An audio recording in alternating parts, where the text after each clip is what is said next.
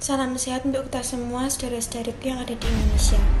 Kali ini kita dari kelompok 3 akan mengulas beberapa pokok bahasan yang perlu kita ketahui bersama. Sebelum kita bahas, mari kita bersama-sama berdoa untuk keutuhan dan Mari kita berdoa dalam nama Bapa, Putra, dan Roh Kudus. Amin.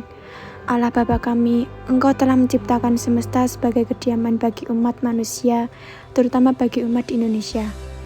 Bapa, kami bersyukur atas tanah air kami yang luas dan isinya yang beraneka ragam. Lautan dengan ribuan pulau, gunung dan daratan, hutan dan belantara. Kami bersyukur atas ratusan suku dan aneka budaya serta bahasa yang Kau himpun menjadi satu bangsa dan satu bahasa. Kami bersyukur pula atas pembangunan di tanah air kami, atas segala sarana dan prasarana yang tersedia. Kami mohon berkat-Mu bagi semua yang mendiami tanah air ini. Semoga kami semua berusaha untuk memelihara dan memajukannya. Bebaskanlah tanah air kami dari bahaya, bencana alam, kelaparan, dan wabah penyakit. Semua ini kami sampaikan kepadamu dengan pengantaraan Kristus Tuhan kami. Amin. Dalam nama Bapa dan Putra dan Roh Kudus. Amin. Sebelum masuk ke pembahasan, perkenalkanlah terlebih dahulu anggota kelompok kami. Yang pertama ada Alexandra Aurelia Suci Lelita Aji. Yang kedua ada Rezeki Asih Pamulangan. Yang ketiga ada Andreas Doni. Yang keempat ada Satya Bayu Pradana.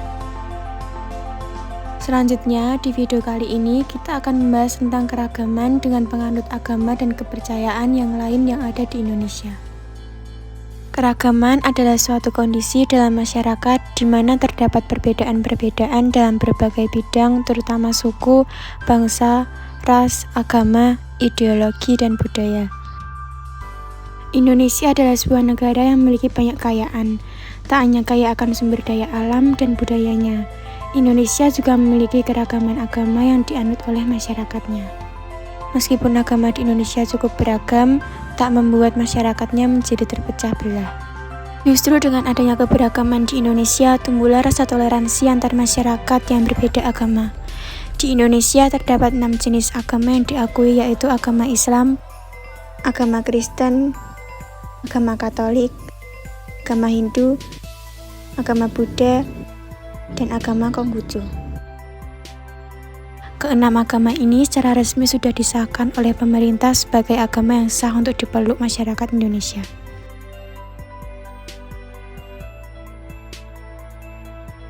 Peragaman Indonesia mengakibatkan beberapa permasalahan yang muncul di masyarakat.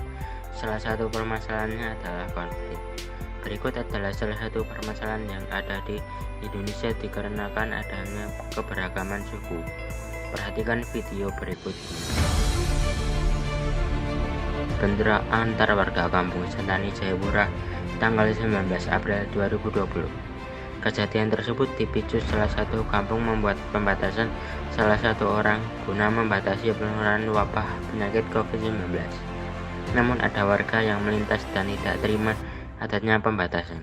Hal itu mengakibatkan adu mulut dan berakhir bentrok yang mengakibatkan kehidupan masyarakat.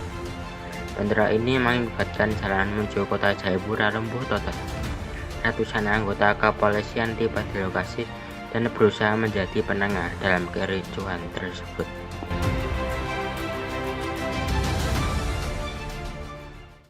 Hampir semua negara yang penduduknya heterogen seperti India dan Filipina, termasuk Indonesia, setiap saat terjadi konflik bernuansa sara, suku, agama, ras, dan antar golongan.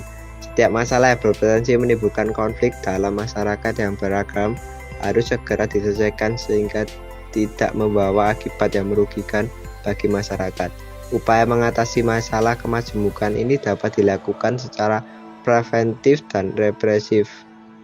Preventif adalah upaya yang dilakukan untuk mencegah terjadinya masalah atau sebelum masalah terjadi. Hal tersebut dapat dilakukan dengan mengembangkan sikap toleransi, kerjasama, dan latihan bersama. Cara represif adalah upaya mengatasi masalah pada saat atau setelah terjadi masalah, seperti penangkapan dan pembubaran paksa. Selanjutnya adalah cara kuratif, merupakan upaya tidak lanjut atau penanggulan akibat masalah yang terjadi. Cara ini bertujuan untuk mengatasi dampak dari masalah yang terjadi. Misalnya, pendampingan bagi korban kerusuhan perdamaian, dan kerjasama.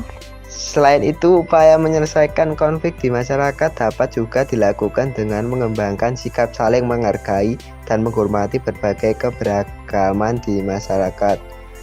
Jadi, bolehkah kita mengembangkan suku, bangsa, dan budaya dari daerah sendiri? Tentunya saja boleh, tetapi jangan berlebihan, apalagi merendahkan budaya daerah lain. Sikap seperti itulah yang dapat menimbulkan perpecahan. Sebaliknya, kita harus menghormati dan menghargai budaya daerah lain. Hal ini dilakukan agar bangsa Indonesia menjadi bangsa yang kuat dan maju, serta disegani oleh bangsa lain. Kenalilah bangsamu, cintailah budayamu.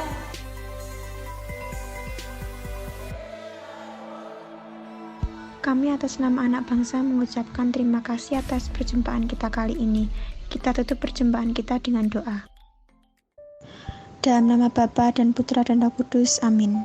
Ya Tuhan Allah Bapa di surga, kami bersyukur keanekaragaman dan agama-agama yang ada di negeri kami.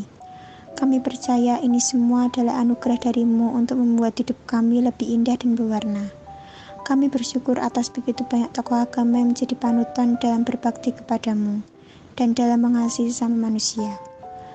Kami mohon ya Bapa, semoga Engkau berkenan mengembangkan semangat kerukunan antar umat beragama.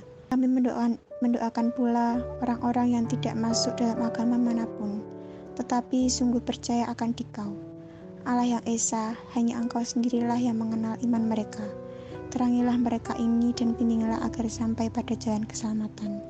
Demikian Kristus Tuhan dan pengantara kami. Amin. Dalam nama Bapa dan Putra dan Roh Kudus. Amin.